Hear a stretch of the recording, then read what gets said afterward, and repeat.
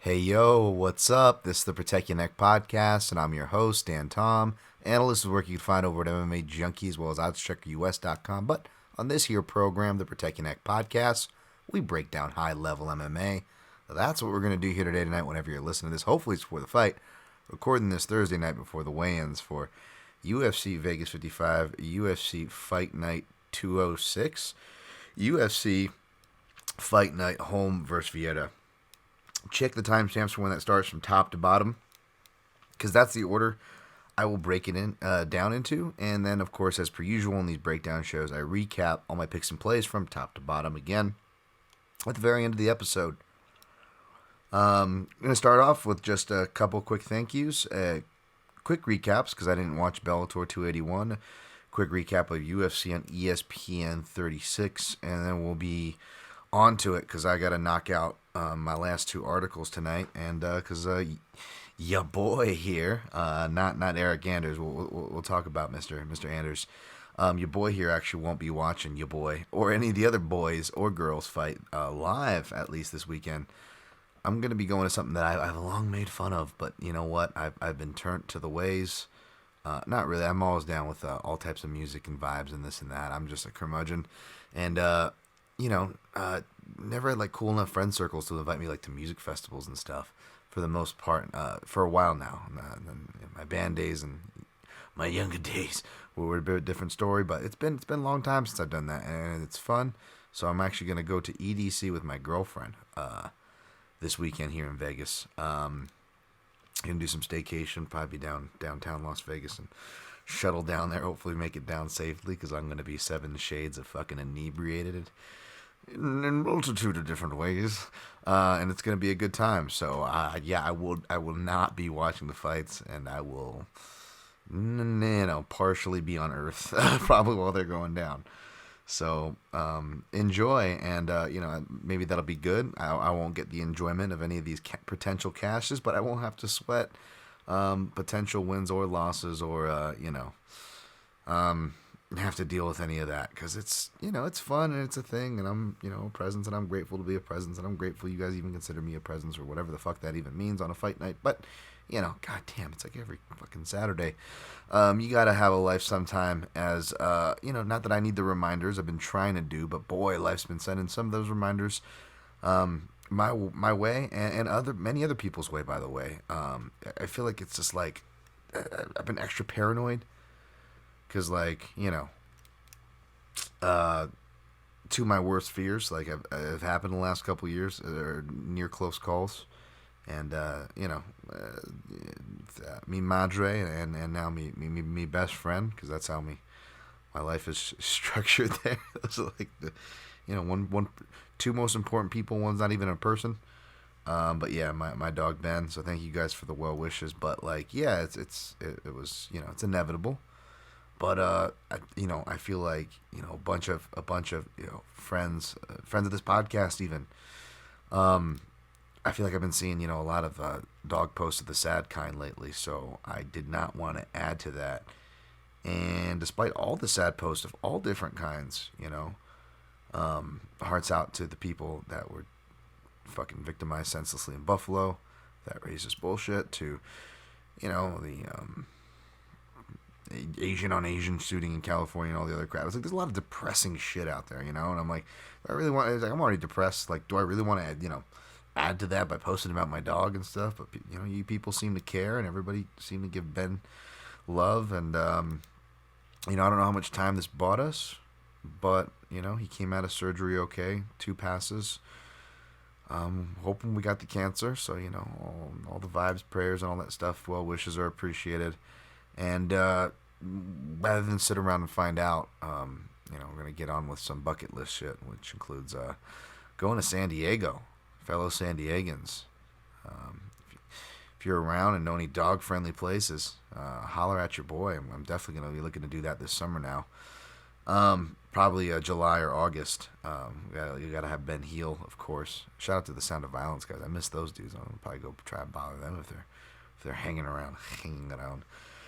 SD. But that's about it for the personal stuff, man. I just wanted to say, these reminders just remind you to be grateful. don't think for a second that I'm not. I am absolutely grateful. Go back to my birthday post for Ben back at 420 early this year.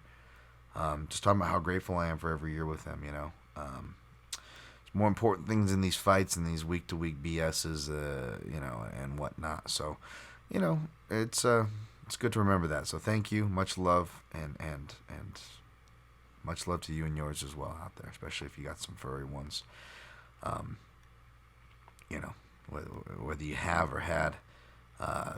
I've been both and will be in the future, but I just want to send my love to you all and my appreciation to you all. Bellator 281 I didn't watch. There's the recap there.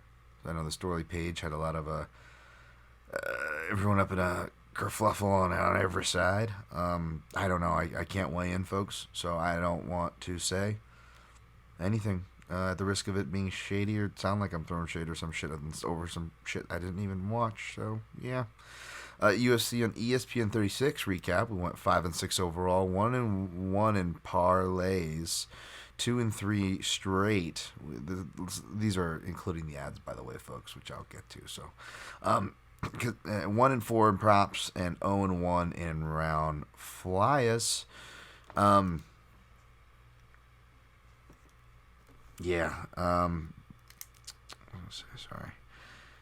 Yeah, it was again on ads. That's why I would say watch my man Aaron Bronstetter's pre-show that I do with him. Sometimes I'll add things there, thoughts that I forgot I can double back on, new thoughts, things that I decided to not, pardon my French, puss out on and actually pull the trigger on, so on and so forth. And of course I've been much better, even though I have articles. That's the design of the articles. I don't want to take away value of those, which is why I wait till just a little bit before the fight starts to post. But yes, I have been posting on my Twitter at DanTomMMA, where I'm most active, although at the PYM podcast to follow, like, subscribe on all social platforms. Won't pollute your feed, really does help. 5-star ratings and reviews, thanks for the likes, the subscriptions, and all that stuff. Daniel Tom MMA on YouTube. But yeah, at Dan Tom MMA, where I post. So I'll always be sure to catch those. And I apologize if I sounded rude. I was missing action to the which is fine. I don't watch. I'm so busy doing one thing or the other. I don't even get to watch all the fights live, which is fine. But this time I was like, I had no excuse. I was in front of the TV, but I just found myself in front of the phone, and like I was like replying to people. And I love y'all. I really do. And a lot of y'all, know this and came clean and were like, I need to get better with this Twitter thing. But there was, I say it because there's multiple people, so I just want to repeat it, not to make anybody feel bad, but I was getting a lot of questions that could have been answered by a simple going to my timeline and scrolling. I got shorthand bets. I got multiple phase analysis on my in-depths. I got the main card for the quick picks and prognostications. I got an in-depth podcast. And then where I recap picks and plays at the end. I got a shortened video preview show. All these multiple audio, video, written methods, as well as the tweets, just to kind of group that up even further if you want an even quicker at a glance. Granted, I might have still had my Do Bronx Gaethje thing pinned up, as plenty of people have older stuff. I know I'm usually better about having more recent stuff, granted, pinned to the top of my profile, but aside from fight day, I really don't tweet a lot. And again, I offer all these mediums. So please, folks, before you ask, before you tweet, before you reply, before you DM, is it something that you can be answered by scrolling down the old timeline? I love y'all, but you'd really be helping me out by asking yourself that first. Other than that, you know me. I'm down to talk. I'm down to chat. I'll give you my time if I got it. I'll give you my advice. If I got it, gave someone some useful advice. I don't like to tell people to put where their money is, but they said I want to play these 3, and I said, you know what, 2 of those 3 aren't going to hit, but I'll tell you the one that's not going to hit, and I'll save you the trouble of guessing, and that's going to be Maximoff, which we'll get to in a second. I bet you jumped that finger. I don't know, I'm a little in my head. I don't know if Nate's going to make an appearance. I got too much. And it's friendly. I'm just being sensitive because I hate being the fucking guy that has bad impressions, and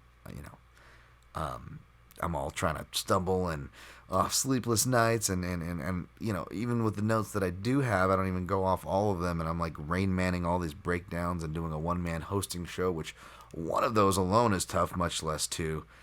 And then I do, try to do these impressions, and I actually am proud of my Nate Diaz. That's another thing, is I'm very proud of my Nate Diaz, and it's been veering into a South Park character as of late, as many people have been pointing out. And if I say that too much, it'll get in your head, because it's already gotten in mine to the point where I gotta work it out. And yeah, and it sucks. I'm on audio too, so not that I want you to see my ugly face, but old Dan Tom here used to do some theater and some acting. You might even find a couple credits on IMDb if you type my name in. I take this stuff very seriously, and I'm pretty proud, and I'm not. I don't mean to be a hater or anything of a lot of impressionists, but when other people do certain impressions, they're not doing a podcast and breaking things down when they do it. And even if they're doing it in some type of comedic set, seldom do you hear them improv. They're lucky if they can get a co-host that they can bounce off of and whatnot. I think sometimes I would even do it with Gorgeous George on MMA Junkie Radio, just because George and Go is just so damn seasoned. They've been doing it so long that even though George, not the acting type, he not a theater type, I should say, he knows entertainment. He knows how to host and keep a ball in the air. So we would go back and forth, but it's really hard by yourself to play the straight man in a comedy sketch. So it's I don't write any of this stuff either, folks. Like I said, the few things I write down before this show, it has to do with fight notes. It's not like a stand-up act, and I don't even get to the fight notes. So all the shit's unscripted. So I'll shit on myself, but I will also say that hey man, it's pretty difficult. There's a reason why paid professional air quotes comedians and impressionists don't even go to that level, much less do it whilst offering a technical breakdown and swimming in the direction of an overall podcast, much less an improv conversation between one person that's having to be between two. So, just saying, it's harder than it sounds. Tell me how many one single host podcasts there are out there, and tell me how many of those sound fluid. Not good, not bad, just fluid. All right, there we go. It's crazy, but there's at least a method to my madness. I'm not everybody's flavor. It's all good, but I'm crazy. Yes, but it's fucking hard what I do. I'll just leave it at that. Alrighty. But yeah, I gotta get those. I gotta get those better. But thank you for those of you who enjoy the stupid little comedy and stuff. I get mad last week that I didn't do enough of it. Then when I do it, it's like a shitty impression. I'm ugh. So yeah. All right. What were we doing? Oh yeah, Jan Blachowicz defeated Alexander Rakic. I'm glad I stayed away from that one, although I had a lot of friends on Rakic, so I don't mean to rub that in. I also had friends on Blachowicz too, so props to you guys, man. In my defense, I did say it was dogger pass, even though my official pick was Rakic by decision. I'm not even gonna play the game and see how it was playing out, because I did think that even though I picked Rakic, that Blachowicz would have early success. Shouts to the Fight Site podcast, guys. I'm not familiar with these two gentlemen, but one of them said something like Jan Blachowicz by leg check, and I know that wasn't exactly what happened, per se. It was like Carlos Condit and Tyron Woodley, where he kicks one leg and the other knee blows out, kind of a deal. But I thought that was kind of a neat, and those guys do a really good job with that Fight Site MMA podcast. Boy, I should have their name, shouldn't I? But shout to them, shout to that podcast feed. Ryan Spann defeated Iwan Cute Lava. Wow, this is a stupid bet. This was I found a great, another great strong bad GIF. They're all for GIFs when I fuck up, of course. And this one's another one like that, where it's one of the characters is stuck in a one of those office water dispensers with you put the sparklets 5-gallon jug upside down in the office dispenser, and one of the characters was stuck in the water bottle all contorted, and Strong Bad walks up and goes, how'd you end up there? And that's I was gonna tweet that out. I was like, this is me betting Baeza, and this is me betting Cutelaba. How'd you end up there? In my defense, a lot of people did end up there. He seemed to be a popular parlay piece. Perhaps we all fell victim. Not all, obviously. There were some smart people on Span. Congrats to you. But perhaps we were victim, I guess I should just say, of the classic, in a room full of fours, in a room full of threes, I should say, a five starts to look like an eight. You know what I'm saying? Uh, and Cute Lava went out and did Cute Lava things. I still have some suspicions on Span as far as I want to see him hold it together under pressure for duration, winning or losing. It just because that was something that he showed trouble before. But despite losing the bet, man, happy for him.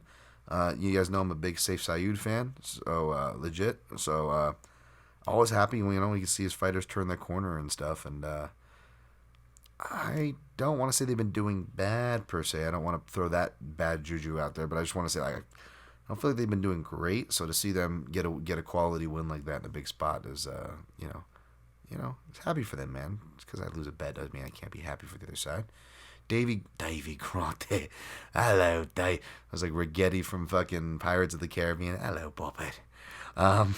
Davy Grant. He actually might turn into that version of Davy Grant, folks, when he drinks. You see Davy after this win? He's fucking getting naked apparently and just jumping off a fucking piano onto a crowd, stage diving. That can backfire, Davy. He's lucky he had friends to catch him. I remember one of many stage dives. Did this one at the Celebrity Theater right outside UNLV, and probably trying to impress a girl or something stupid.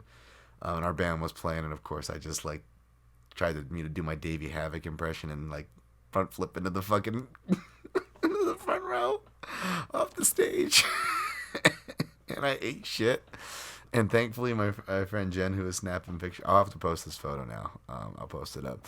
Thankfully, she didn't catch me eating shit, but she catches me right after as I'm popping up, and you just see classic look of embarrassment, and and then everyone in the background, most people doing the "oh my god, I can't believe he just did an epic party stunt" look, and then you see other girls and friends of mine in the background going, "oh my god, is he okay?"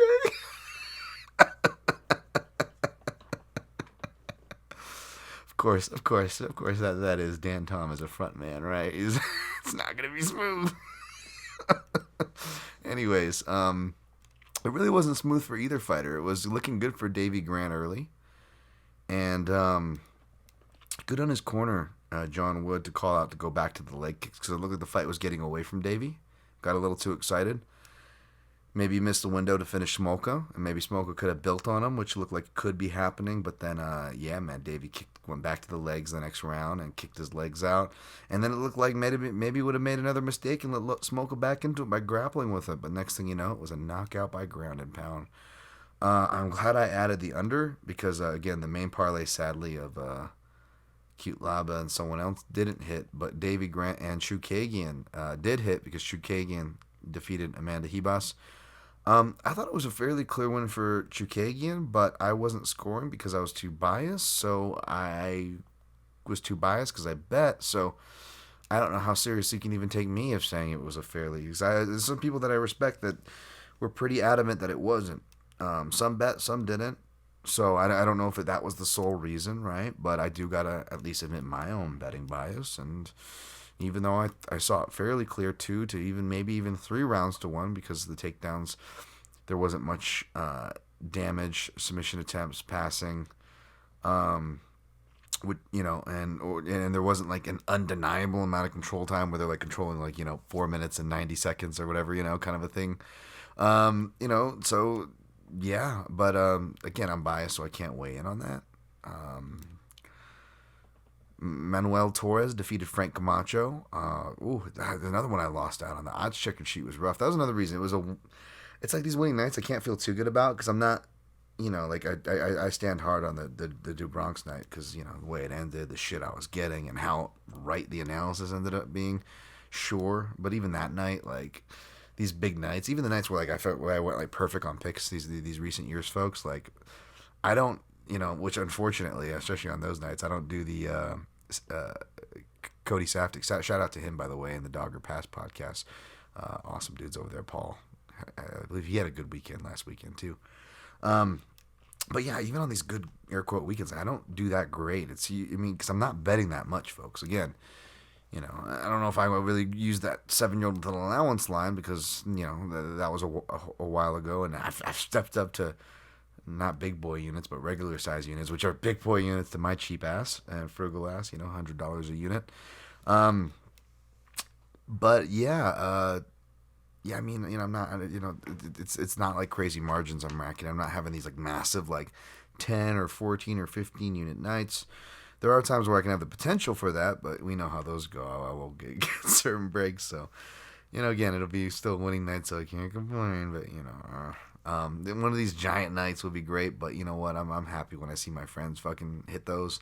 I saw a lot of friends cash this last weekend, which was awesome. So I was actually way more happier for my friends, for one, any of y'all cashing, than I was for myself. And again, like I said, a lot of my official bet sheet tanked, and it was my ad that saved my ass. And on those nights, I don't feel as great because a lot of people are late. Maybe they don't follow my stuff on Twitter. Maybe they only listen to the podcast or they only read the articles, and then they wouldn't have done well. And that didn't make me feel good. So that's why I didn't really, not that I'm a victory lap person anyways, but, this one, again, no sour grapes here as far as, like, I know I tweeted that thing, which could have been misconstrued, by the way. I was like, oh, crap, it's bad that I said this about a Mexican fighter. Because it sounded like, I'm sounding like, the cheap labor taking all the gerbs, as Ryan Wag, MMA, on Twitter said. I was like, oh, God, love the last thing I need. Those of you who know me know where I'm coming from this. I don't even know Frank. It's nothing against that. And honestly, like, I even tweeted later, by the way, I'm actually excited to see more of this Manuel Torres kid. That was a really fucking sweet knockout. You know what I'm saying? Like, bet and result aside, it was a really sweet knockout. But what I said before stands. I mean, it's nothing against the guy. It's just, he was signed in one of the most egregious seasons of Dana White Contender Series where they were literally signing everybody, and it was a card where it just like took my least favorite people and types of signees and put them all in one card. Like, it wasn't anything personal to these people. It's like just, it's like teasing up a talking point. It's like bringing up someone that fought on UFC Fight Night 13 and expecting me not to bring up UFC Fight Night 13. You know what I'm saying? Like, it's just not going to happen. And they went and they fucking trotted all the motherfuckers out, like, and I'm just like, it's like the movie where they can't say, like, right my lip, like, the UFC's like, what? You have something to say about this, Dan? You have something to say? Why'd you go on your podcast and say it? And I was right about most of it, but I was wrong about this one. Torres defeated Frank Camacho. And like I tweeted too, and like I tweet most of the times, even when I'm passionate about it. And folks, I complain when I win. Like, it's not sour grapes because I complain when I win in my defense. Not that makes me fucking sound great, but it's the truth, as you guys know. Because I'm a man of principle. There's just certain principles and stuff that I just, like paying your fucking dues. I'm sorry. Call me crazy. I believe in paying your damn dues. I don't call me crazy. I believe you should, fight someone, show something before getting, signed off of a fighting ending foul in an era where, like, and I wrote this back when they signed Brito, where I was like, this guy looks talented, but like, I hate rewarding people off of fouls, considering all the fuckery we're seeing off of fouls as of late. I think like Sterling Jan just happened, and since then it's only gotten worse, right, folks? Like, how many, just this year of tech decisions and shit have we seen, right? Like, are these really the people we want to bring into the organization? Of course, it's a hell no if you have a common sense mind, but if you're the ultimate filling content and you got a contract with ESPN you got to keep, well, you're fucking taking all comers, baby.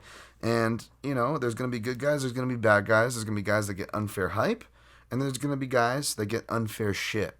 Even unfair shit from people like me who, I like to at least consider they have a good reason before they're casting their stones. But nonetheless, I was wrong here. I'm excited to see more of Torres. I still feel awful for Frank. This was huge. Again, his record was underrated. It was the classic. It would have done so much more for Frank. And Manuel Torres would have been fine. The kid's still in his fucking mid-20s. He's fine. He'll be fine, but I should have known because it made sense. We know how MMA works, It's not as karmatic as we'd like, Anyways, Alan Nascimento defeated Jake Hadley. And a lot of people in my defense, a lot of you guys said even before I made the ad, you're like, I had people going, you convinced me to bet this even though you didn't pick it because the case was so strong. So the fact that I ended up adding it shouldn't be a surprise, and I just hate it because it makes me look really wish-washy, and that's not what I like to do. And, and don't get me wrong, picks, plays, and analysis are three different things. I say it ad nauseum, and that's a proof. That's not something I just selectively say. It's the truth. But for as much as I say it, I actually seldom ever do these types of moves. That's why I feel bad for it, and it was defensive to anybody, throwing shade my way, which no one really did. But as far I just don't even want to open myself up to that. You know what I mean? I like to be transparent. But yeah, easy to score because Nascimento started getting off from top, which was a surprise, but at the same time, it was, he's got really good jiu-jitsu and he has seen good jiu-jitsu, whereas Hadley hasn't seen good jiu-jitsu, but he looks like he has good jiu-jitsu, but he hasn't really seen good jiu-jitsu. So how good is his jiu-jitsu? I still think it's good. I still think Hadley's good and he's got some upside. Like, no hate to these guys, right? Like, Torres and Hadley had different outcomes, but they both showed real skills, one in victory, one in defeat. But it was just like, again, why are we going to reward someone for missing weight, mistreating the UFC staff badly? You know what I'm saying? Like, at least Hadley fought, Cage Warriors, got a Cage Warriors title, fought, like, recognizable regional names there. But again, not your classic, Brazilian Jiu-Jitsu black belt ace like Nascimento. That's, more found in the continent of Americas, North and South, as far as these jiu-jitsu studs. So, yeah. Shout out to my guy at Brasscheck. And again, not to bring back any unfair stereotypes, although, England can take it. You guys are okay. But like he said, guy coming over from the English regionals and he's the English grappler, they usually don't do too well. And shouts to my fucking dude Paul Sass, one of my favorite of those guys. But in general, think about it. These guys tend to have a hard ceiling. They tend to hit it early. They tend to hit it rather low. So, I'm not saying that's going to be the case for Hadley. There's a lot of stuff I like from him, but happy for Nascimento.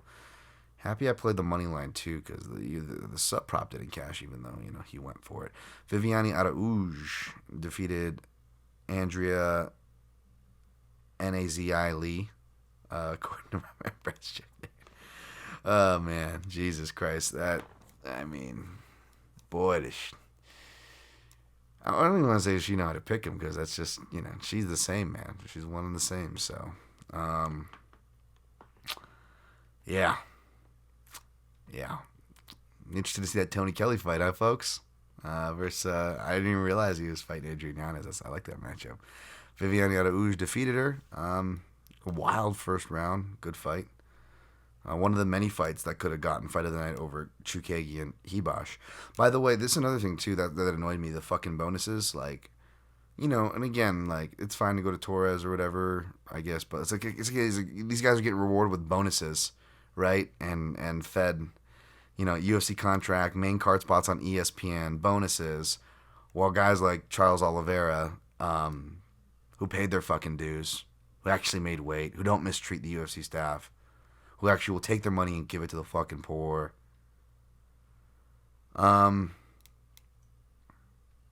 who's usually on the receiving end of fouls more than he's giving the fouls. But what does he get? Yeah, he loses his title, loses potentially fucking, millions, depending on how you want to quantify it, but easy to make that argument, or at least, very least, put into jeopardy at the very least. And then, these fucks. And don't even say it's at the goodness of their heart, because they're always giving it to main card big names or bullshit. Here's my theory, folks. Here's why. It's not because they're being nice, or this or that. It's because, and this doesn't apply to Chukagi and Hibash, since none of them came through the Contender Series, though, again, you could accuse a different type of marketability that they're pushing there, which is more classic as far as Chukagian. Blonde, Anglo, white. But in general, look at where the bonuses are going, folks, whether they're good fights or not. When it's bad fights, and usually I would just give benefit of the doubt of their stupid fucking decision making on these bonuses. People who've been following me, especially from the MMA Junkie Radio days, know I've been the most vocal, fucking consistently vocal person about these bonuses, where they're going.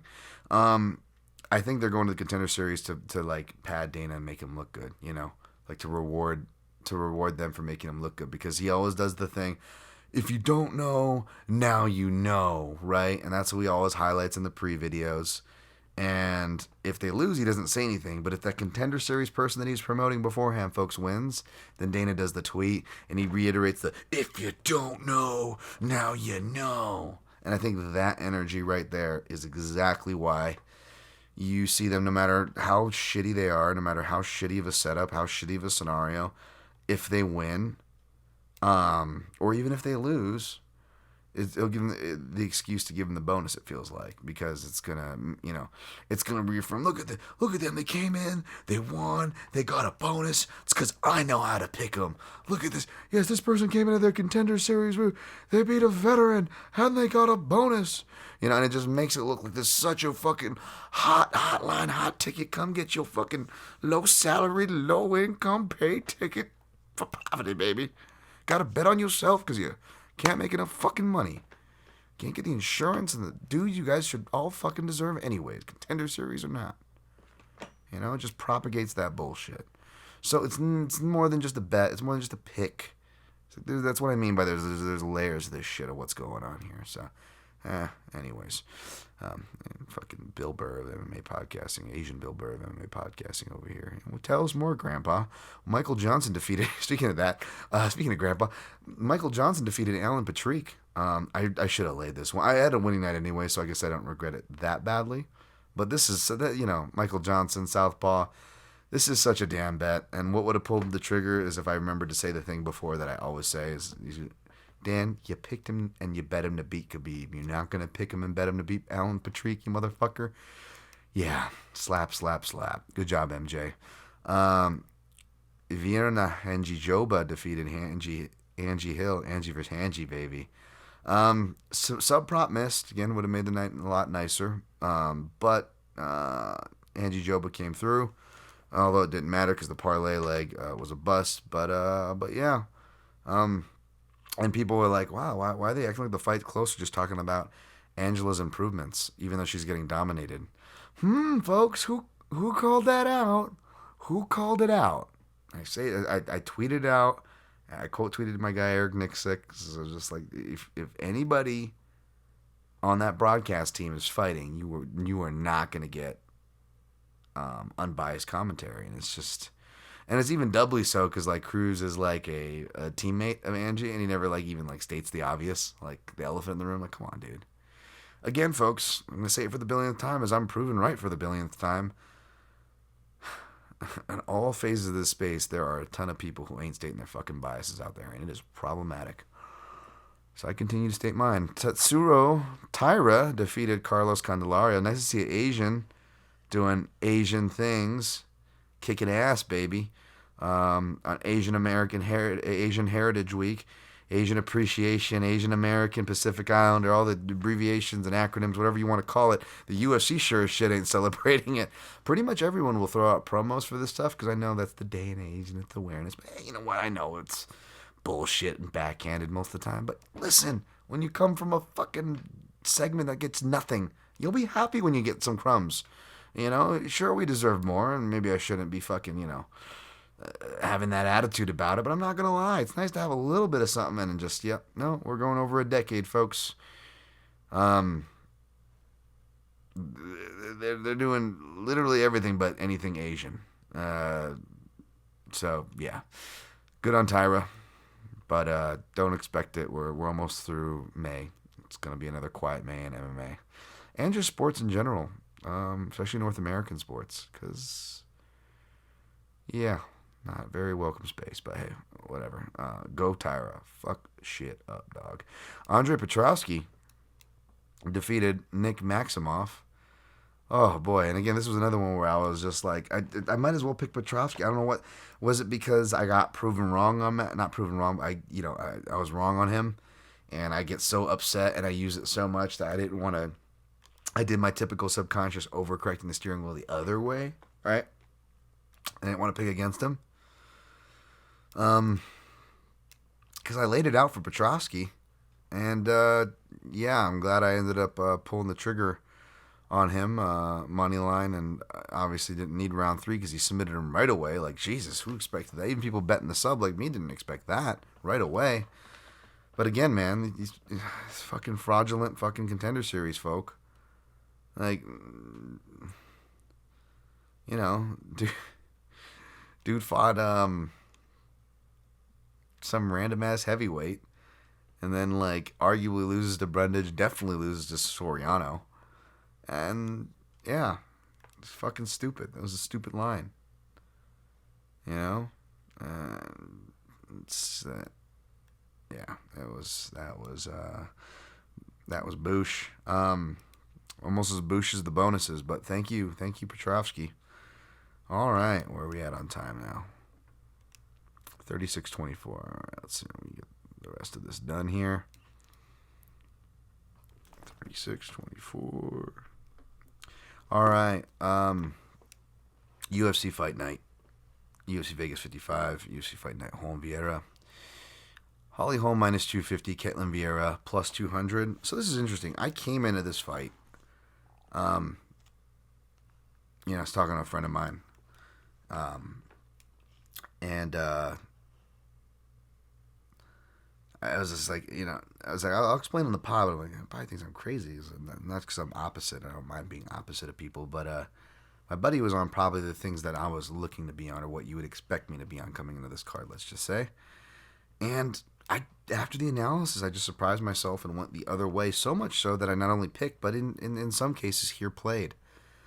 And Holly Holm was one of them. I was going to look to fade with Ketlin Vieira. I mean, Jesus Christ, I picked Aldana, and that looks stupider in hindsight, granted, with the way, who knew that Aldana was going to be that bad at fighting a southpaw, where she's just chasing the outside angle, where she's just running into a circle and getting pieced by an injured Holly Holm. It wasn't even like a up to health Holly Holm. And I know she's had to get over some injuries here, but, stupid metric granted, but, going on her Instagram and seeing her doing like one-legged squats on roller skates tells me her knee is probably okay. And the way she's moving around doing pads and whatnot. I know she's 40 and Vieira's 30. I think that's a big thing. We know how MMA gamblers are. Fucking hate old people. Fucking hate them. Fucking MMA gamblers are like, like the Nazis are like Nazis in the sense of, like, I feel like if you would have passed a vote, like, bring back concentration camps, but just for old fighters. Doesn't matter what their religion are. We're not going to go down anything dark angles, but just for the old fighters. Doesn't matter what sex, race, religion, just for old. I feel like you get a Twitter poll up there. I think you're getting about a 60-40 in the favor of gamblers. They just fucking hate old people, man. But as I always compare the women's divisions to heavyweight men's MMA, is the volatility, not because of the knockout power, but because of the results, which in this case would be a case for Vieira since she's a decent underdog, but also the more parallel, speaking to the age, as far as, your prime lasting a bit longer. It does, man. Part of it, you could say, women are still, not too far off of the. They're not in the Fox era yet. They're. I want to say they're past the Chuck Liddell and Randy Couture era of their sport, right? But they're not quite. Maybe they're getting into the Fox era if we're like going by the men's timeline or whatever. But all that bullshit speculation aside, like, go look at your average yoga gym. There's a reason why there's like. Why the 40 and 50-year-old women are like not just kicking ass at all the dudes who think they're athletic and they're going in a hot yoga class and getting slaughtered, because it happens, folks, believe me. Them shits are brutal. But they're also like kicking the young girls' ass. You know what I'm saying? Like, there's something about, like, there's an old there's an old man strike. Well, there's got to be something for an old woman, right? Jesus, you're making fucking Holm sound like she's a 50-year-old fucking cardio kickboxing junkie at the aerobics class. But like, But anyways, age isn't as big of a factor in the women's MMA divisions. Just ask Pat Barry. I'm sorry.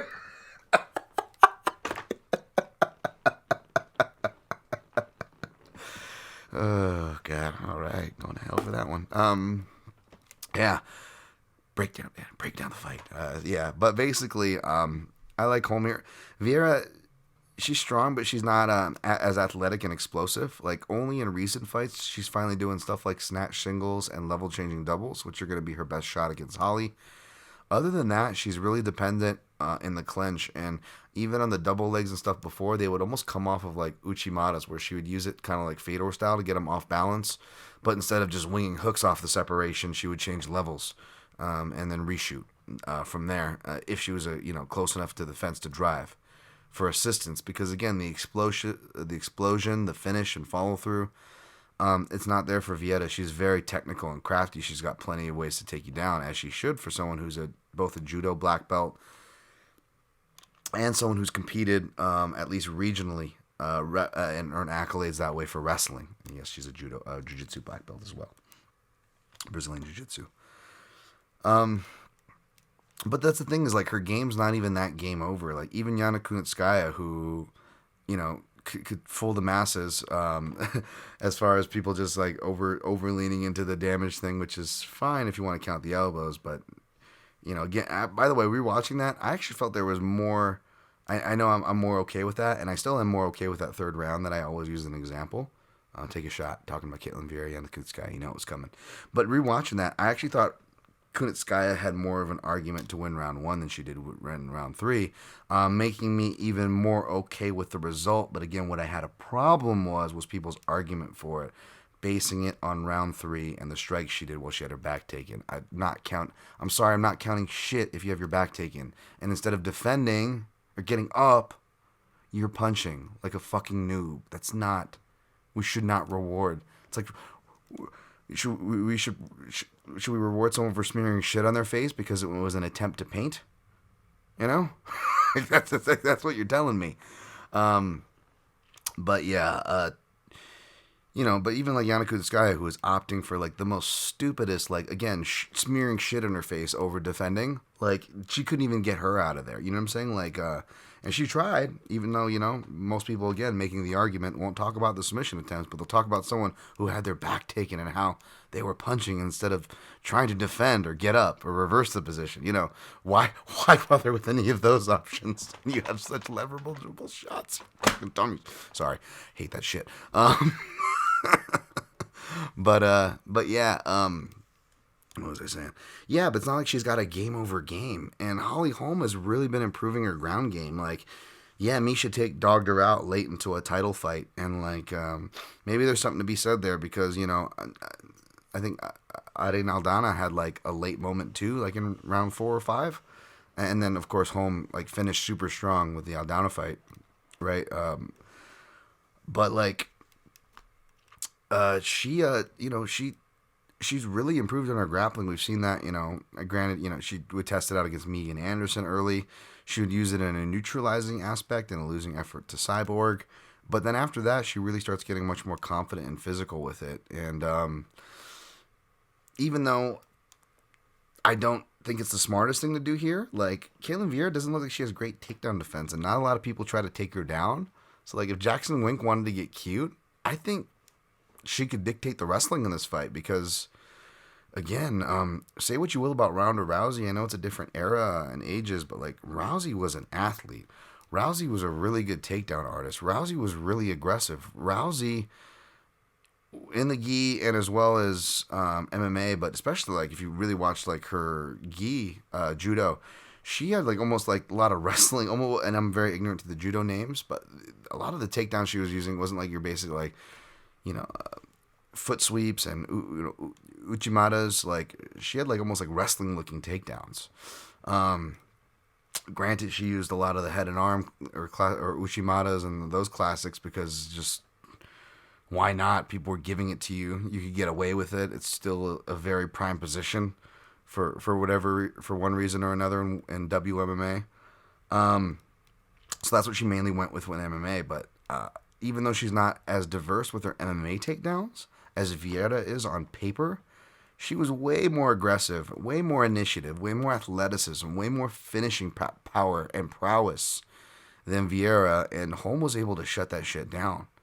And even when she's not facing the Rouseys of the world, if you look when she gets in clinch, she has that like burnt into her from that camp where she will like cross cross block frame across the hips, which shuts the shit out of knees, which Vieira's tried to get a bit more active of since she got burned in the Kunitskaya fight. But again, she's not like a physical presence. She's not a knockout threat. She's throwing with much more intent, and she's got the hard trigger counters, the uppercut hook, the cross hook return, but she doesn't have knockout power, folks. She doesn't. She was able to, bust up Miesha Tate's face pretty bad, but Miesha Tate, like, dating all the way back to some of her first fights back in the regional days where she got, like, her nose busted and broken all over. Like, she's always been very cuttable and busted openable and swell. Like, that's nothing new for Miesha Tate. She much less over 5 rounds. Well, of course, you're going to eventually see it. And it was probably the worst Miesha Tate in the fact of, she was at her best, physical, most knowledge, yada, yada. But as far as game plan goes, bad, And we saw it ever since that home fight where she got bailed out by dogging it out of a position. But what was she doing before then? And I don't want to, talk shit where I eat because I don't know the guy, but the guy works with a lot of extreme couture fighters, and sure he's a great guy and seems to be friends with a lot of the coaching staff where I'm friends with extreme couture, so I'm not trying to talk shit or whatever. I'm sure he's perfectly great. I just the Jimmy Gifford guy, I just don't know if the particular style is either being portrayed wrong and applied wrong by his fighters, or just what I suspect is maybe his style and training, albeit good, maybe not good for the fighters that he is coaching, which is a lot of this ones and twos and really good fundamentals. Really good fun. The guy knows his shit. But from what I see, at least how his fighters are, it's a lot, which lateral movement isn't bad. Not enough fighters know how to do it properly. But a lot of lateral movement to the point where you're almost on your back foot. Not a ton of combinations. Or putting your fighters in positions to hit combinations. Not a ton of kicks, knees, and clinch work. Just a lot of boxing. Back foot boxing. Against fighters who really, or their games aren't suited to do so. We saw it with Calvillo, and she just got fucking been getting lawnmowered and got her self-esteem kind of, driven into the ditch, right? And then with Tate, Renault is at least going to give her, the opportunities as we see Renault, right? Which she will do in her fights. But when we saw against somebody disciplined and forced Miesha to have a game plan and apply something because she was disciplined and a counter fighter, which Vieira inherently is overall, standing or on the ground individually as well. It really forced Tate to show a game plan and structure in that striking process. And again, for the reasons I speculated, because it's all it is speculation, folks. It didn't work out very well, right? And against someone like Holm, well, maybe it'll be the opposite. Maybe we get a slow fight, which is very possible here. But it's the small cage, which can help a bit. Can help the grappling of Vieira. But if she's not strong as Holm,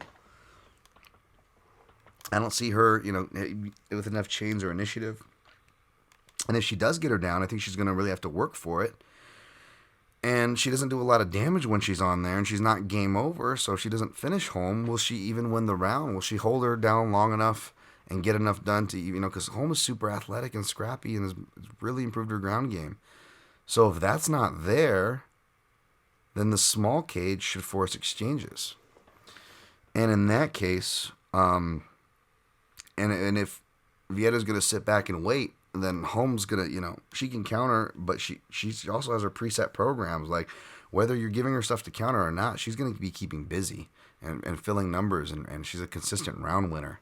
So I feel like she's going to win this fight fairly easily, because another thing I noticed is that, Vieira, not very easily, but maybe surprisingly easily for some, because I feel like many people are on the fence about picking her, which is fine. She could lose. This is MMA. This is women's MMA, right, folks? I'm not selling you any guarantees here. I'm just telling you what I saw, and I felt fairly strongly about someone who wanted to go the other way. I noticed that not just with Zingano, that the body kicks were really doing bad. Like, body shots in general, Vieira doesn't block very well, especially body kicks. And when faced with the one southpaw she has faced, which was Kat Zingano, who was not that great of a striker, like even Kat's sloppy ass version, and she wasn't even like doing a traditional double attack, but just the fact of she was a southpaw who will work the body as well, the head. Like Caitlin had a trouble getting a beat on it. In fact, in general, both against southpaw and orthodox fighters, she seems to have trouble reading if things are coming to the body and the head. I think that's why she's now, even when she is getting more comfortable striking, she's not good. She doesn't have good eyes as far as it goes. That's why she's automatically doing the rear-handed parry and just returns, kind of like one of the theories I posed with Gaethje. Not making a direct comparison with her to Gaethje, but as far as she needs that perception and feel. And like Gaethje, maybe she doesn't have a great vision either, right? Like Gaethje, she didn't see shots to the body very well, and unlike Gaethje, this is something that I noticed with her, and it's more apropos to this matchup, is that whether it was the left hook from Aldana, left hook from other orthodox fighters, left straights from Zingano, again, no matter the stance, left-sided strikes seem to tag her a lot. Left-sided strikes, whether they're punches or kicks, and body shots, no matter what they are or what side they come from. What does Holly Holm do? Yep, mainly head, but she does work a lot of that body kick as well, and she works it with her in conjunction with that left cross, right? That left cross will come and counterbalance after the kick is thrown to the body, the southpaw left kick. And I feel like she's going to tag her up with that. And Vieta, as not just, by the way, in the where she was knocked out, like she's been rocked in a few of her fights. So I don't even know how good her chin is. I don't know how good her gas tank is. And she's going to be, striking with the best striker on her resume. She's faced a ton of grapplers. She hasn't faced a ton of strikers at all. And there's not a lot of good strikers at the level of Holm or the even higher than Holm, which would be like the Shevchenkos of the world.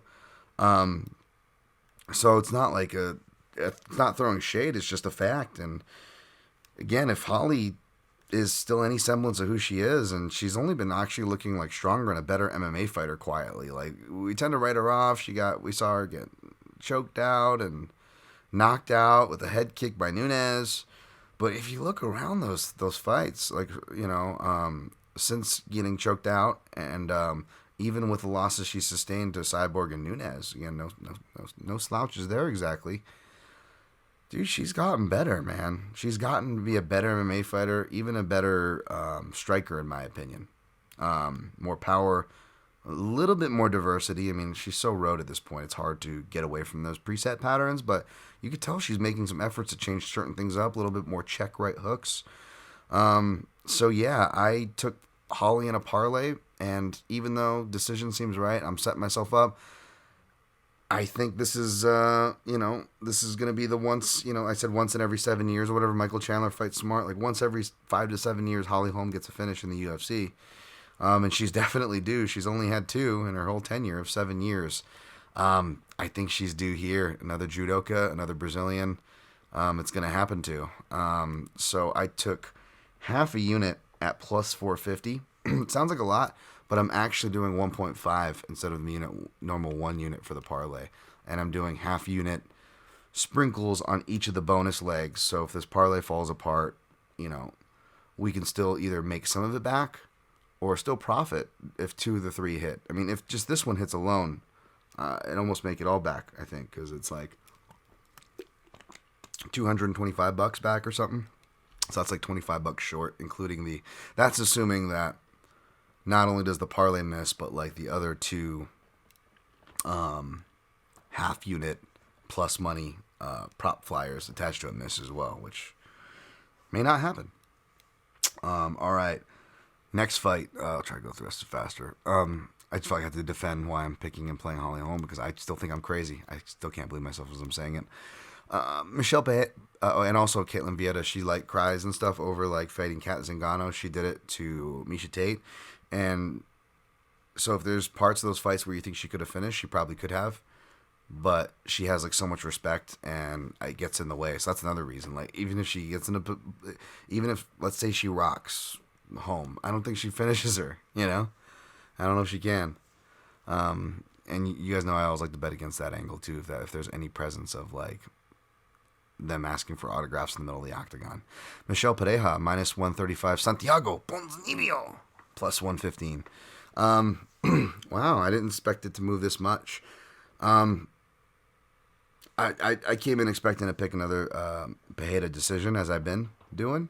I haven't have enough balls to play him or play the decision prop, so I can't break too hard there. But I've been warning you all, this guy's been fighting more technical, more smarter. He hasn't been leaning on the wrestling as much like in the last fight that I thought he would against Filaho. Andre Filaho, baby.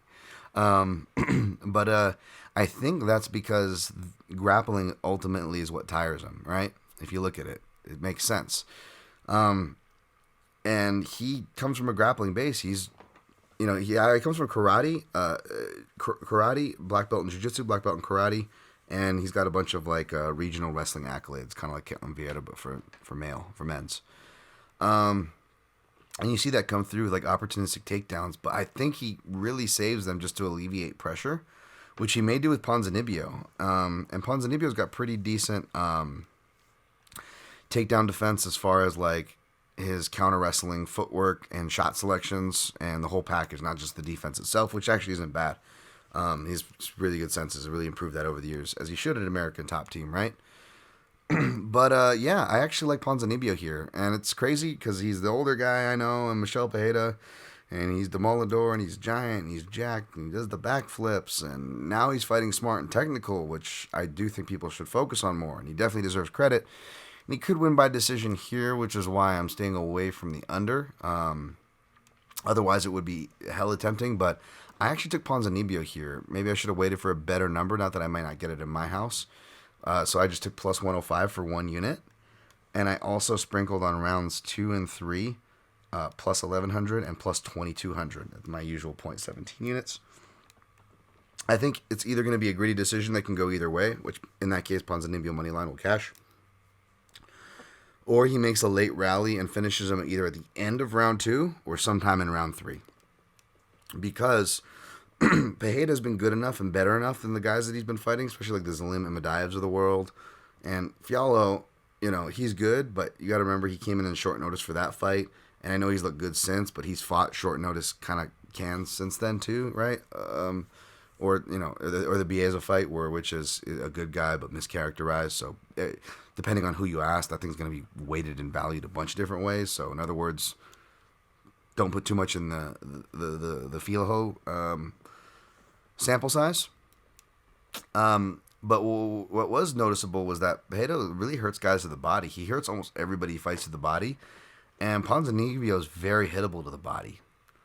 That is going to be something interesting, right? Because it's like, dude, he's bound to stop these guys to the body one of these times, right?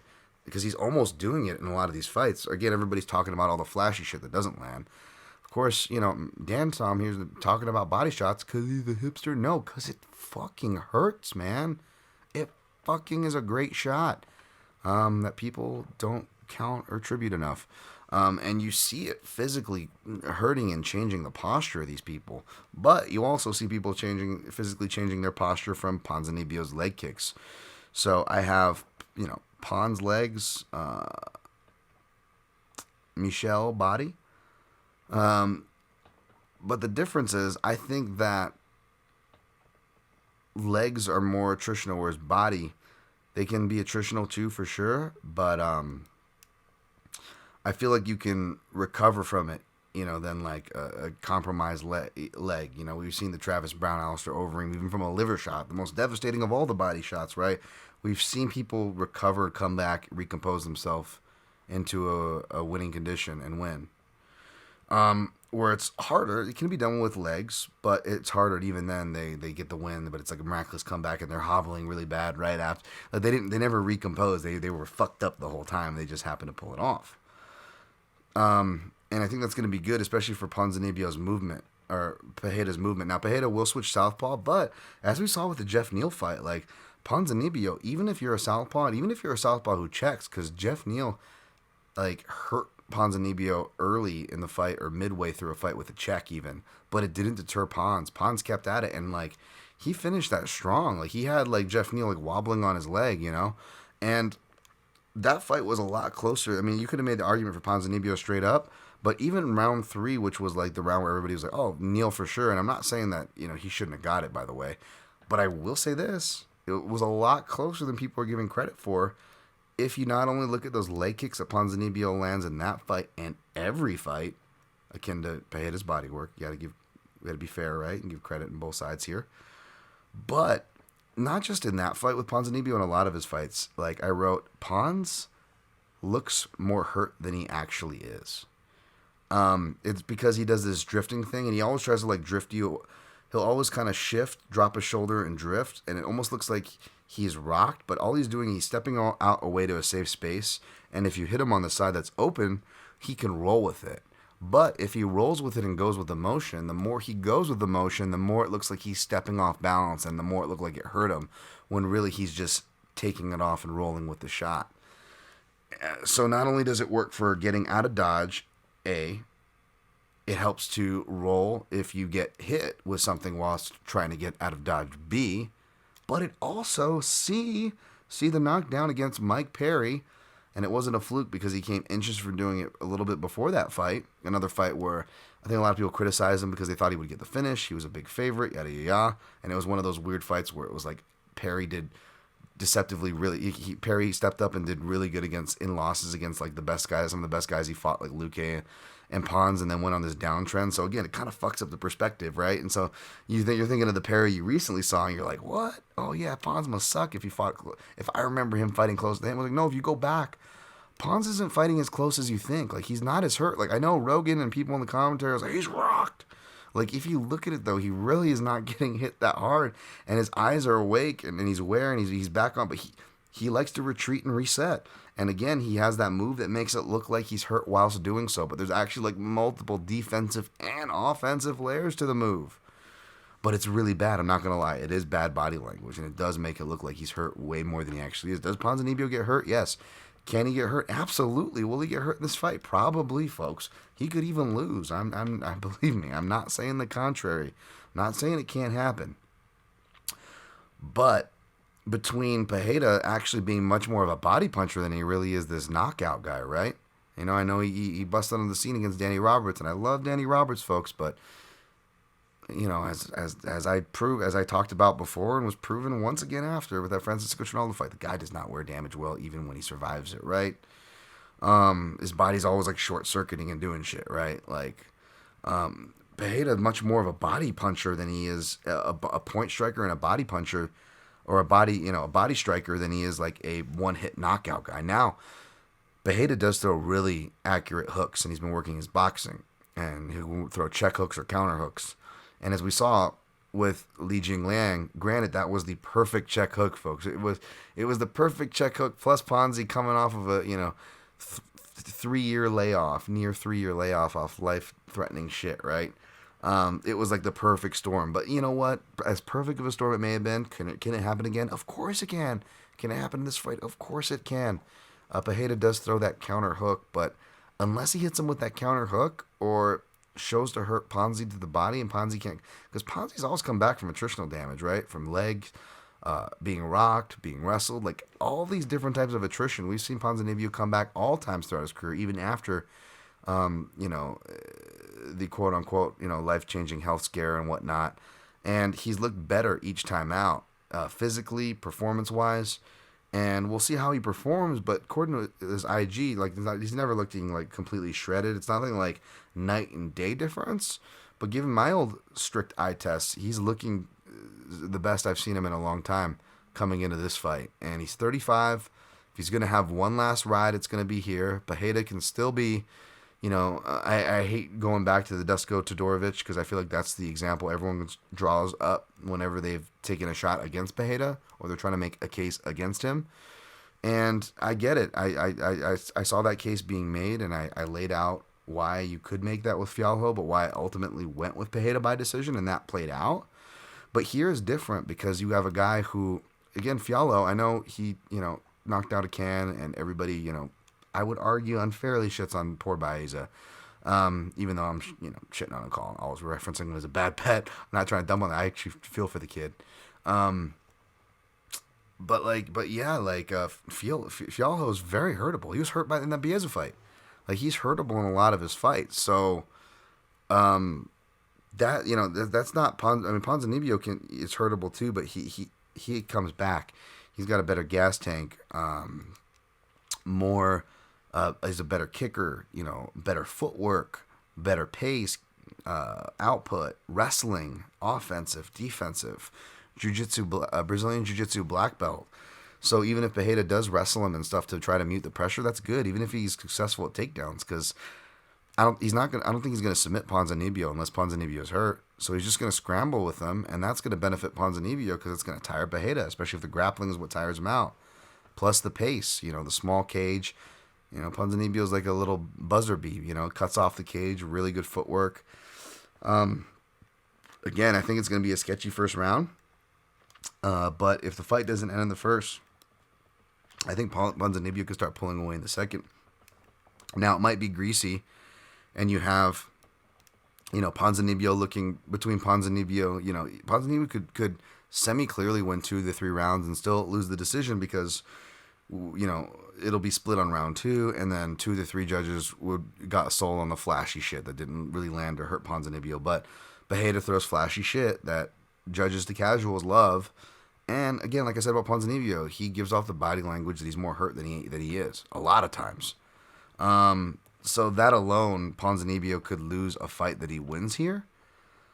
But for all the analysis and mainly the directionality, is that at the end of the day, Ponzinibbio does best when he can get you between the inner black octagon lines and the fence, and that's where Pereira hangs out. Like, you guys know how it is with that formula, that directionality formula.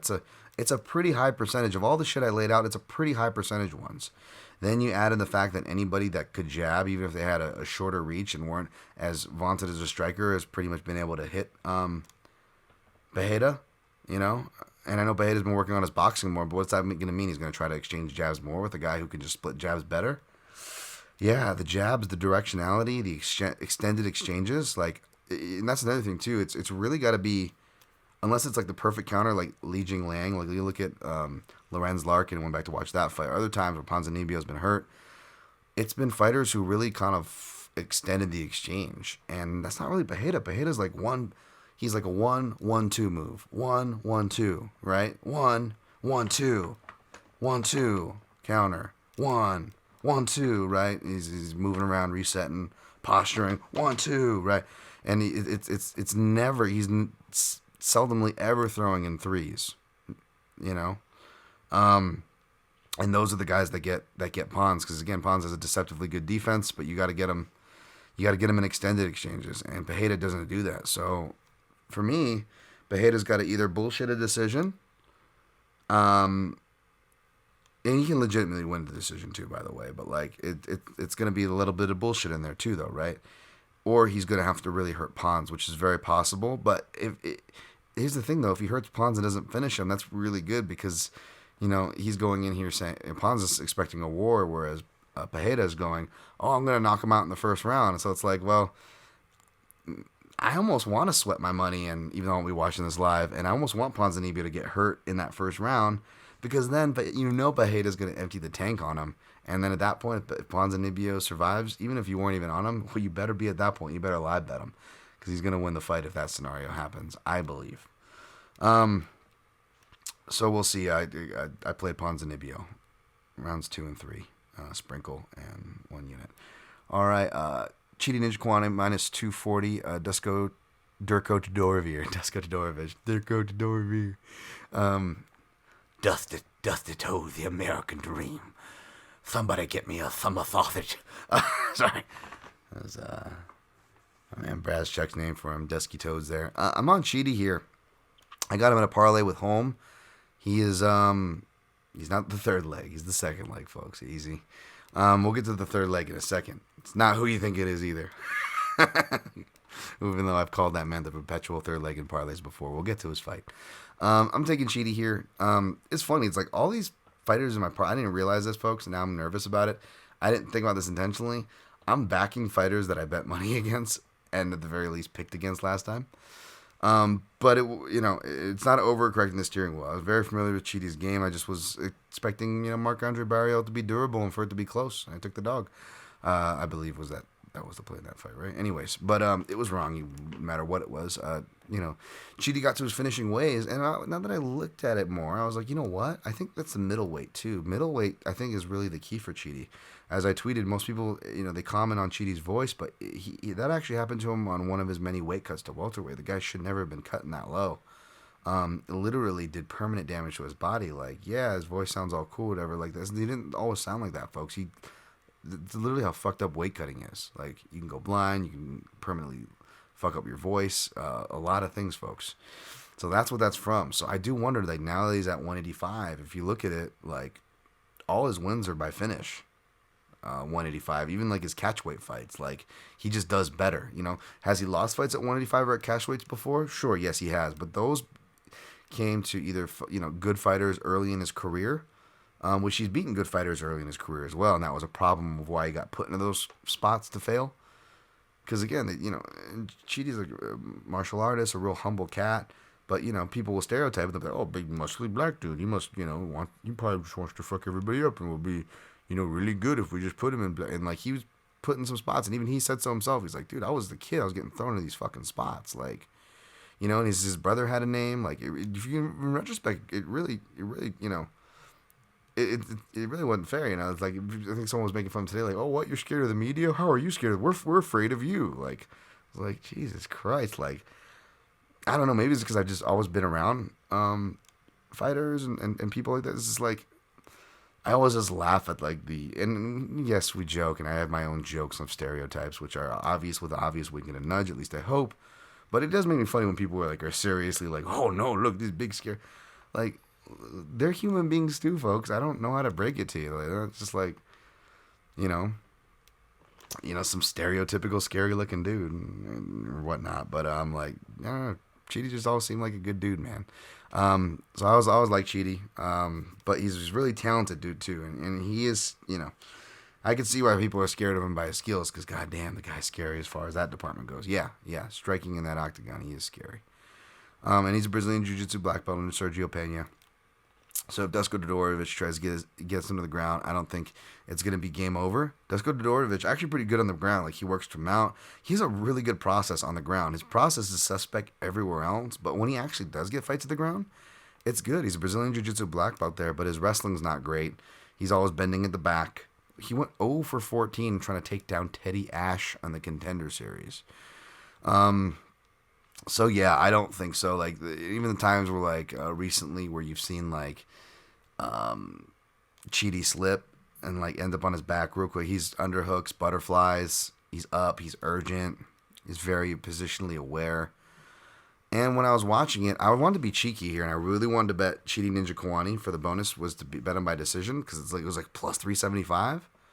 I was like, oh yeah, Chidi decision, but again, he's finishing a bunch of people at middleweight, small cage. You look at where the under, they're expecting this thing to end inside, and I see why.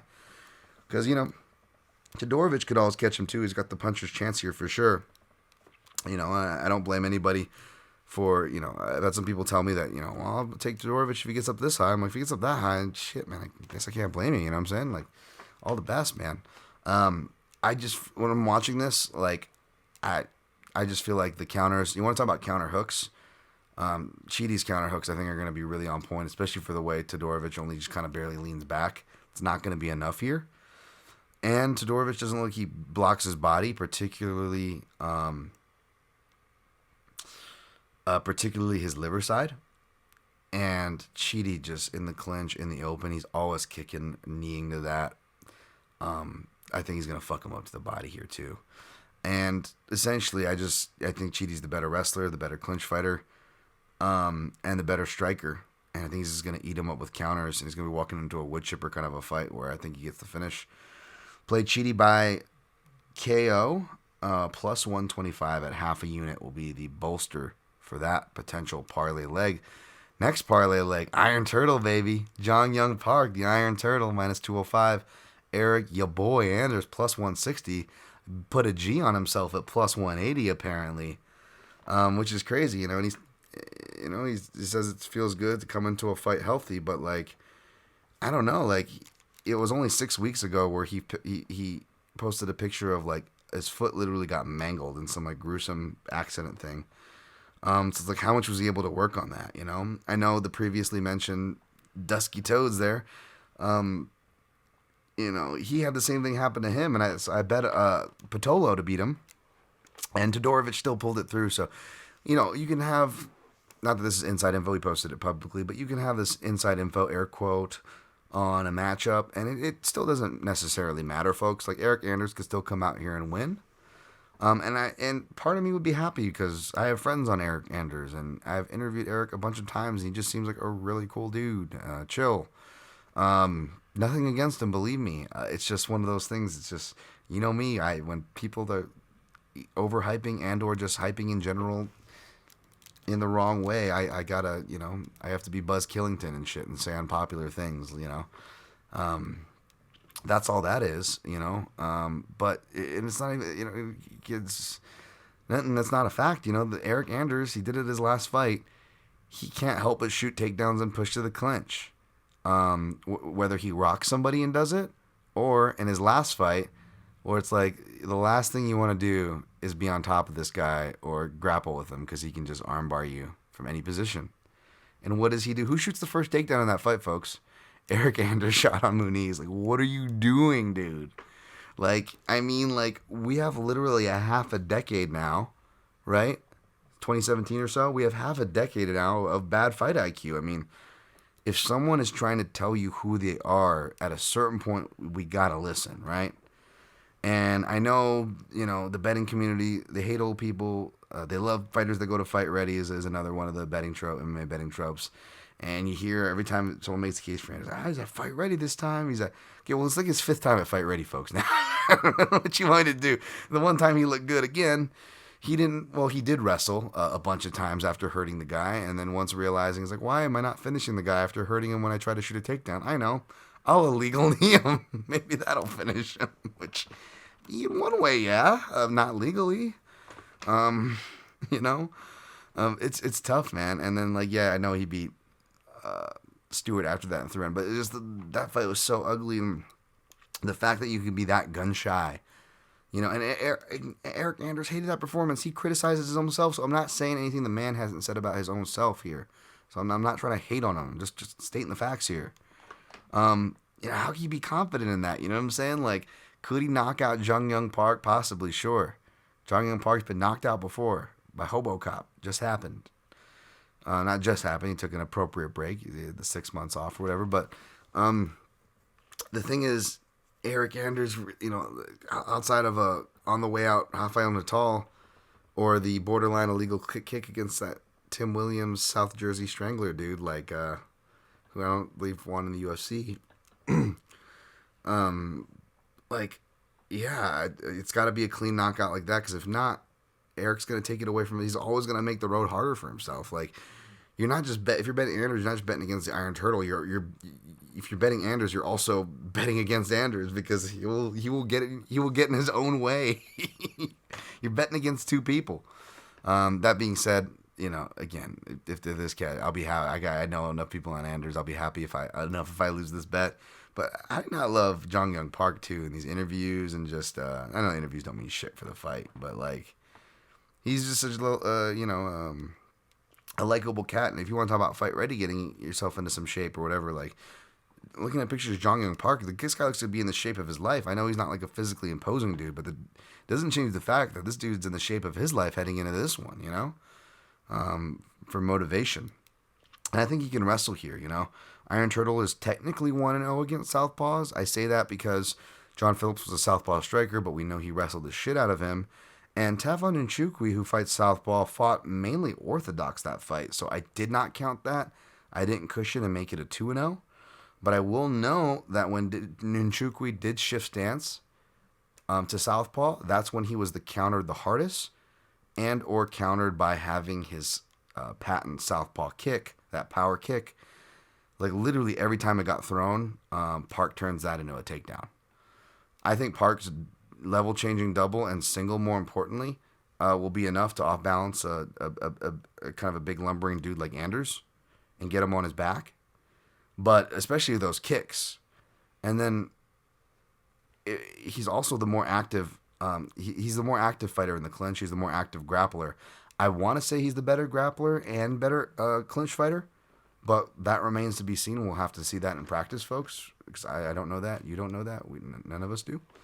But I suspect he is, just because Anders is so singularly focused on going for takedowns, and he doesn't have a game over game. He doesn't even have a really good control game. Not that you should bank on that to win fights with the criteria and so forth. So yeah, like I'm not sure where I'm not sure if that's going to be the smartest thing, and then that could tire him out, right? Like we've seen Eric swing hard for 3 rounds, but I feel like wrestling both these guys, especially because they're both active and deceptively athletic in Park's part, and obviously athletic for Anders, the stereotype and all of football, but like both these guys could maybe tire each other out wrestling. Maybe that's why Park is coming in such specific cardiovascular shape, because he knows he's going to have to go hard for 3 rounds. Because I don't see him finishing Anders. Maybe he might get an anaconda or something. Maybe he gets a special, because again, his specialty is front chokes, and Anders loves shooting low. So he's going to be shooting. He's either going to be, getting out grappled or putting himself in a position to be out grappled. Again, back what I said about you're not just betting against Anders' opponent, you're betting against Anders himself if you're trying to back Anders. He always makes it hard on himself. And, he says he wants to be healthy, but it's like he only fought last December, and then he had like a neck injury he had to get sorted and some other operation. So like 2 things that sound kind of serious, including the foot from 6 weeks ago. Like, I don't know, man. I don't know. I'm going to take the better wrestler, the more active fighter, the fighter with a more reliable process, and who can and comes from a camp that game plans deceptively well, especially when it comes to, like, beating these bigger athlete guys. Da Un Jung as well, man. Another Korean top team guy, I believe, that just, he's posed against these athletes and he's made a big dog, and then he just comes in with a really sharp game plan. And, these guys don't have like Muay Thai accolades or wrestling accolades, but they're pretty good wrestlers, pretty good strikers, pretty good grapplers, very well schooled. So I'm done underestimating these dudes. I got Jong Young Park to round out the parlay with Holm and Chidi for plus 194 at 1.5 unit. And I also bolstered. There's no place for the rest of the card, so that's why this whole breakdown takes forever in the beginning. I'm gonna speed break down the rest of this card. And I also bolstered that leg with Park decision at plus 120 for half a unit. I'll recap all these at the end. But that's Holm, Park, and Chidi plus 194 at 1.5 units. All right, next fight. Polyana Viana plus 115. Tabitha Ricci, Baby Shark, minus 135. Oh boy. I don't have to get all creepy or anything, but I didn't mind doing tape on this fight. Thanks, bitch. Oh my goodness. Oh, so good. So funny. All right. As shout out to the MMA Roadshow. This is what my guy Kenny would call the fight of the night to be creepy. I'm gonna try to stay on target. No. But this is gonna be a lot of people's fight of the night, I imagine. I'm gonna take Tabitha Ricci here. It's because she's the better wrestler. She's a judo black belt and jiu-jitsu black belt. She also, which also makes her the better accoladed grappler. Polyana Viana is a brown belt. I know you'll hear in her fights that, and someone can break this down for me. I don't want to write it, but I'm not getting excited as I think it reads much more impressive than it is. But when you have regional or state titles, they're like within the region, and when there's state championships where you don't recognize, this wasn't the Mundials, this wasn't like an IBJJF, this wasn't a ADCC qualifier if it's a no-gi. As far as like the noticeable ones, that means, who knows how many people showed up in the bracket that day, if they were any good, the ladies, and she won that day, right? And it wasn't at the black belt level because she's not even a black belt now. Maybe some of them were at a blue belt, some of them were at a purple belt. She's only been doing jiu-jitsu since she was 18 or 19. She's 29 now, so she's only been doing it since 2013. That's how she started. It's just her friend said she should do jiu-jitsu. She's like, all right. Whereas Tabitha Ricci came out doing it since she was like 4. because her father was a jiu-jitsu professor and black belt. So like she was born into it. She was born into judo, born into jiu-jitsu. She even did Muay Thai. She has like a something black tip. Something, I don't know. The ranks, those kind of ranks, like purple Krong with a black tip, they all just sound like you really need to go get a check, get someone, get some ointment, get an STD test. But no, she's got some like Muay Thai ranks, and just by being short and stuff, like she's got some, she's got some pop. She'll go for not knockout power or anything like that, but I mean she throws with some real intent. She's getting a little better with her level changes. She gets on the inside well because of her initiative, commitment, and stature. But as far as like changing her levels, she's been kind of working on that because she would kind of just bend and get sloppy with it. I think because she could just get away with that, being so short. So yeah, I think she's gonna grapple and end up on top. So as long as she doesn't get caught in an armbar, she should beat Viana. I know Viana is training with Shootbox, but she only fights once a year, so who knows how long she's been with him. Who knows how much it'll make a difference. I don't really like her stand-up or her defense, and she swings strong and long, but like I think Tabitha Ricci can get inside on that and get her game going. I'll go Ricci by decision. Alan Amedovski plus 165, Joseph Holmes plus minus 195. Amedovski's terrible. Joseph Holmes, I never followed him. It didn't look that great. I know he's like a Kraus guy. Brazilian Jiu-Jitsu brown belt. Likes to take the back. I suspect he gets there and chokes Amedovski out, but ain't no way in hell I'm touching it. The Jailman, baby. Jailton Almeida, the Jailman. Jailman minus 600 versus Parker Porter. Fucking more Jailman a cometh. More cushion for the pushing for the Jailman. Easy, Dan. Jesus Christ, calm down. Just saying, more cushion for the pushing. Jailman a cometh, baby, throwing away the key. This fight scares me, honestly. I was gonna pull the trigger on Jailman round 2 and over 1.5, and those could very well cash, both those. The problem is, ultimately, we haven't seen anybody shoot on Parker Porter in the UFC, and therefore, so I don't have a good sense of how he defends takedowns. I haven't seen enough grappling instances, much less anyone that can remotely parody what Almeida can do on paper. As far as Porter's get-up game, I imagine because of his size and stature, he is definitely a tripod up to the feet type of dude. So you could get back takes that lead to, standing back takes here. I think it's either going to be a standing RNC or a head and arm choke. Before even realizing that Jailton Almeida has multiple head and arm chokes on his record, that's just the most sensible choke to go for on any heavyweight, especially a heavyweight that with the thick build of Porter, you don't have to get head and arm chokes in very deep to cut off the circulation for the choke there. So you can come up to those. You can go from the back, kind of cook them, and then kind of have a deep underhook. Come up on the underhook side into a head and arm off back mount. I love doing that on big guys. I can even finish it one-handed while I get the tap. That's one of my favorite moves to do to big guys all the time. It's always back to head and arm choke, every fucking time with big guys. I will fucking. I don't know what I was going to say. Something really dirty that made no sense at all. I would do something ridiculous if Jailton Almeida does that. That's going to be the pick. But again, the problem is Porter's a brown belt in Brazilian Jiu-Jitsu. That was his first discipline he's been doing for over a decade. Who's to say the guy can't survive, make himself heavy, and then Almeida all of a sudden is gassed, right? Like, trying to wrestle this guy. He wrestles himself into a hole. And then there's still a lot more to see from Jailton striking as far as more recent stuff and how that would hold. We've seen Porter be able to get hit early, but if he can't, he will build his way back into fights to a certain extent. So maybe it's good that I'm priced away because this is just a case like last week where, especially at this weight class, maybe he should be a dog or pass despite as high as me and many are on the Jailman. That being said, I am going to go with a Jailman round 2, even though round 1, for multiple reasons, would be more of a round 2. I think Parker Porter can survive. I think he can cook him in round 2, but if he's cooking him in round 3, then it'll turn against him, and the jailman will be the one in fact cooked. If he wrestles for that long. So we'll see. Jailman round 2.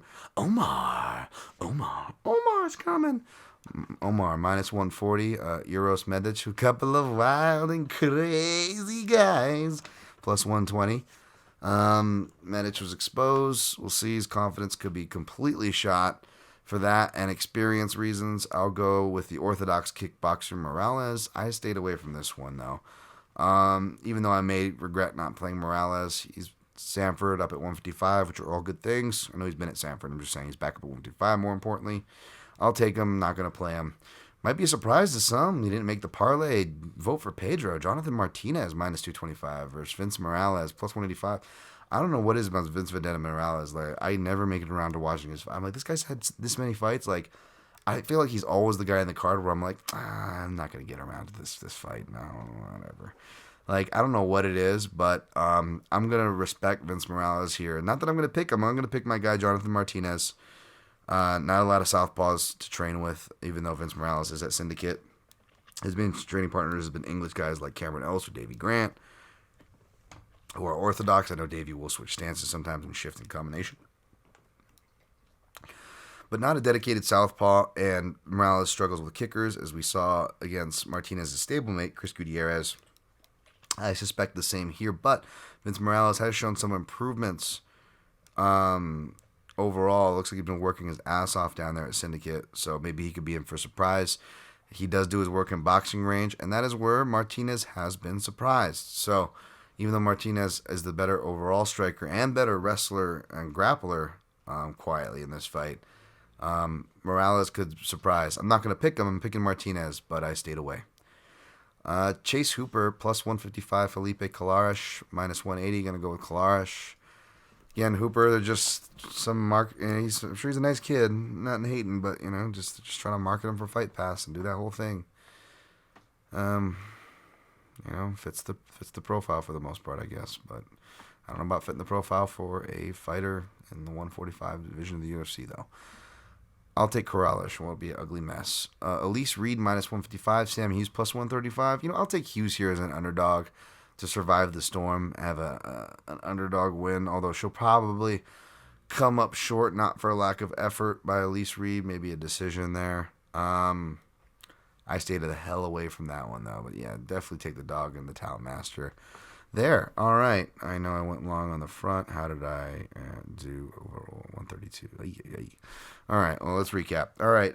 Taking Holm over Vieira. Taking Ponzinibbio over Pereira. Taking Njokuani over Todorovic. Taking the Iron Turtle, Jung Young Park over Eric Yaboy Anders. Taking Ricci Christina over Polyana Viana. Taking Holmes, John, Joseph, Mary over Alan Adamadovsky. Taking the Jailman.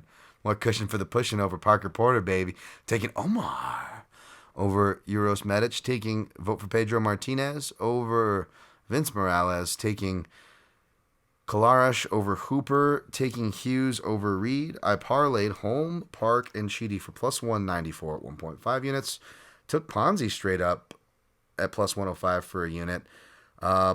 Also sprinkled on Ponzinibbio round 2 plus 1100, round 3 plus 2200, both for 0.17 units. So it's a $17, 0.17. For the bolstered parlay legs for home, I took a half unit shot on by KO plus 450 for Chidi, by KO plus 125 for a half unit, and for Park by decision plus 120 for a half unit to help salvage some of the ship should it start to come apart. All right, folks, I'm going to be gone. Thank you in multiple ways this weekend. You guys enjoy the weekend. Hopefully when I turn back on my phone, it won't be too painful. Hopefully when I turn back on my betting accounts, they won't be, they won't be negative. They'll be somewhere in the green. And, good luck on all your picks and plays. And always protect your neck. Fuck your neck. Place beyond the pines, motherfucker.